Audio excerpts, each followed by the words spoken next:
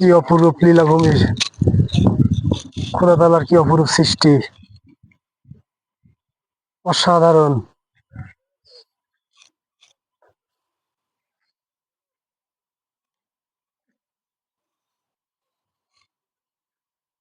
যত দূর তাকানো যাচ্ছে শুধু মেঘ আর মেঘ, নিচে যা দেখা যাচ্ছে মেঘ, শুধু এগুলা মেঘ না, ঘন কুয়াশার মতো হয়ে মেঘের আকৃতি ধারণ করেছে। যত দূর তাকানো যায় শুধু মেঘ আর মেঘ। আসলে ক্যামেরায় অতটা ভালো আসতেছে না, যতটা সুন্দর দেখা যায়। অসাধারণ।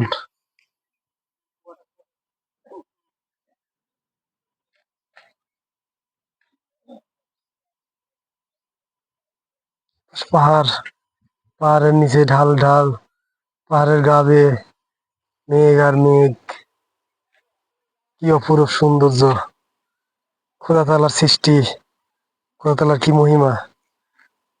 মহান রাব্বুল আলামিন কি অপরূপ সৌন্দর্য দিয়ে দিয়েছেন এই পৃথিবীতে।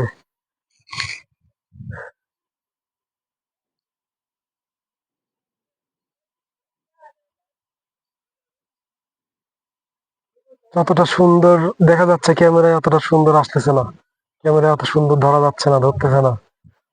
হতে পারে আমার ক্যামেরায় সমস্যা, ক্যামেরা খারাপ, কিন্তু প্রকৃত অর্থে এত সুন্দর মনোরম পরিবেশ, এত সুন্দর মনোরম মনোমুগ্ধকর দৃশ্য, যা আমি আগে কখনো দেখি নাই, কল্পনা করা যায় না।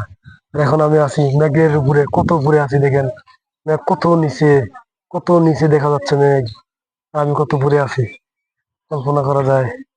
কি সুন্দর, মহান রব্বুল আলামিন কি সুন্দর ভাবে সৃষ্টি করেছেন, কি অপরূপ সৌন্দর্য।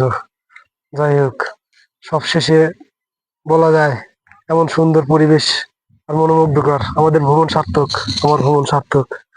আমি আমি সত্যি অনেক হ্যাপি, অনেক ভালো লাগতেছে, অনেক ভালো লাগতেছে।